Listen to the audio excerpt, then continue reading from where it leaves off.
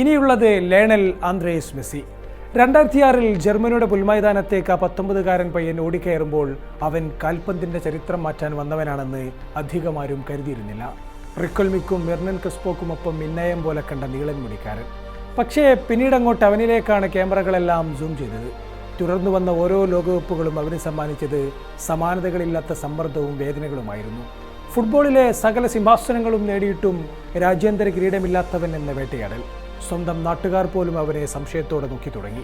2010 Diego മറഡോണയുടെ ശിക്ഷണത്തിലെത്തിയെങ്കിലും ഒരു goal പോലും നേടാനാകാത്ത മടക്കം.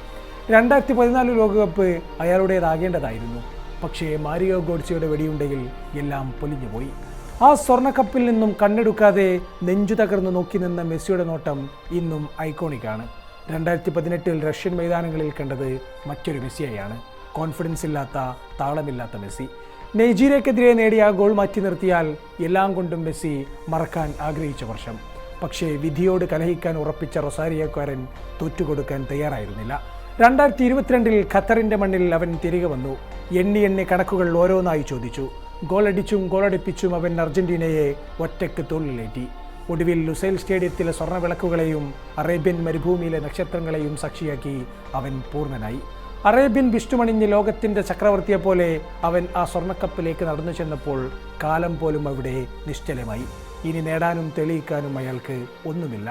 കഴിഞ്ഞ 5 കൊല്ലത്തിനിടയ്ക്ക് 4 രാജ്യാന്തര കിരീടങ്ങളാണ് അർജന്റീനക്കൊപ്പം സ്വന്തമാക്കിയത്. തന്നിലുണ്ടായിരുന്ന ഭാരങ്ങളെല്ലാം ഖത്തറിലെ മരുഭൂമിയിൽ അവൻ ഇറക്കി വെച്ചിട്ടുണ്ട്. അതുകൊണ്ട് തന്നെ അമേരിക്കയുടെ മണ്ണിലേക്ക് അവൻ നടന്നു വരുന്നത് സമ്മർദ്ദങ്ങളുടെ ചങ്ങലക്കെട്ടുകളില്ലാതെയാണ്.